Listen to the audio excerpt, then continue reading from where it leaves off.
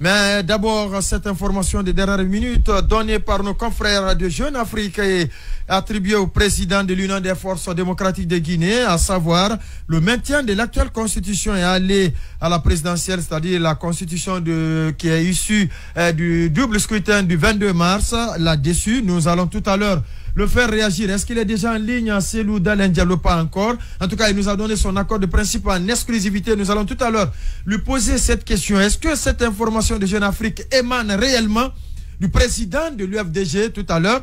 Il va décrocher notre téléphone pour que cette question lui soit posée. Mais d'abord, Lamine Moïma Sissé. Alors, d'abord, on en parle tous les jours, les commissions sont mises en place, il y a des gens qui continuent à radoter au QG, parce qu'il y en a beaucoup, hein, c'est pourquoi je dis au QG, AUX, au QG des nouvelles autorités.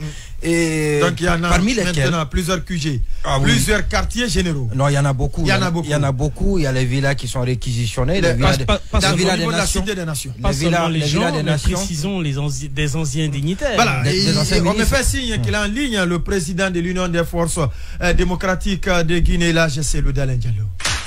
On refait le monde, l'invité. En exclusivité sur Dioma Média. Et là, Cellou Dalein Diallo, bonsoir. Bonsoir. Merci d'avoir accepté notre invitation. Nous l'avons appris à travers nos confrères de Jeune Afrique que vous vous serez prononcé pour le maintien de la constitution issue du double scrutin du 22 mars et aller à la prochaine présidentielle. Est-ce que vous confirmez cette information? Non, c'est une erreur monumentale de la part de Jeune Afrique. Je pense que le journal a même corrigé. Parce que même la presse locale a repris cette correction. Je ne sais pas dire ça. Je me bats pendant des années contre cette constitution, pour la défense de l'ancienne constitution, et proposer que cette constitution illégale soit adoptée. J'ai plutôt opté pour la mise en force de la constitution de 2010. Alors, vous dites que vous avez plutôt milité pour la constitution de 2010, c'est ça? C'est ça, exactement. Je milite pour la remise en vigueur de la Constitution de 2010. Oui, mais comment se fait-il que Jeune Afrique peut se permettre d'écrire une telle chose? Est-ce que vous avez fait... Je ne sais pas, je ne savais même pas qu'ils avaient publié ça, mais on m'a dit qu'ils ont rectifié. C'est une erreur de leur part. Et ils se sont entretenus avec vous? Non, ma chef de cabinet m'a dit qu'ils ont procédé à la rectification et même certains journaux, certains sites locaux ont repris. Oui, mais président Cellou, est-ce qu'il y a eu un entretien avec vous et les journalistes de Jeune Afrique pour que ces informations puissent fuiter? Non, j'ai eu un entretien avec une correspondante de Jeune Afrique qui se disait basée à Dakar, mais ce n'était même pas une interview et j'ai vraiment, évidemment, j'ai défendu que la Constitution de 2010 soit remise en force. Certainement, elle a fait une confusion.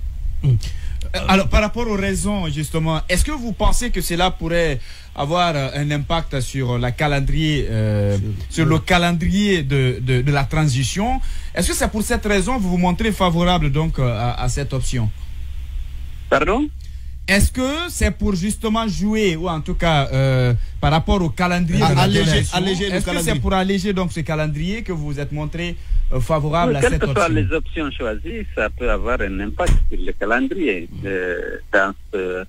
Dans cette feuille de route pour la transition, naturellement, il y a beaucoup d'options. Nous militons pour le choix de la Constitution de 2010, quitte à la faire adopter par un référendum, parce qu'elle souffrait que de ça. Elle était une constitution largement consensuelle. Elle avait effectivement garanti à travers les textes la séparation des pouvoirs, même l'indépendance des institutions. Elle garantissait l'exercice des droits et libertés à tous les citoyens et à toutes les associations. Donc elle a beaucoup de qualités, cette constitution, c'était un progrès démocratique. Et pour nous, donc, ce serait justifié qu'elle soit remise en force, quitte à combler le déficit dont elle souffrait, c'est-à-dire le fait de n'avoir pas été approuvé à la suite des référendums. L'adopter en référendum avant la prochaine présidentielle ou après, permettre au nouveau président? Oui, il y a une option. Il y a ça aussi, l'option peut-être que c'est de faire ça, la faire adopter pendant peut-être la période de transition là, tout comme on peut mettre à la charge du président élu de le faire en l'inscrivant dans la Constitution dans les 12 mois ou 18 mois suivant son investiture. Ah, donc ça, mais le faire adopter maintenant, en ce moment-là, par référendum, jouerait sur le calendrier, notamment la proposition de la CEDEAO qui demande à ce que... Non, écoutez, nous, on est en train d'élaborer, on va déposer toutes nos propositions et tous nos choix seront dans notre mémo. Je ne vais pas... à l'heure actuelle, divulguer le contenu de notre mémoire. Merci à vous, Elhadji Asselo Dalen Diallo. Je rappelle que vous êtes le président de l'Union des forces démocratiques de Guinée, par ailleurs, président de la coalition ANA, de cette coalition d'air qui a accompagné votre candidature lors de la dernière présidentielle. Portez-vous bien. On refait le monde pour que bougent les lignes du développement et de la gouvernance sur Joma FM. Oui, Roby, c'est bien.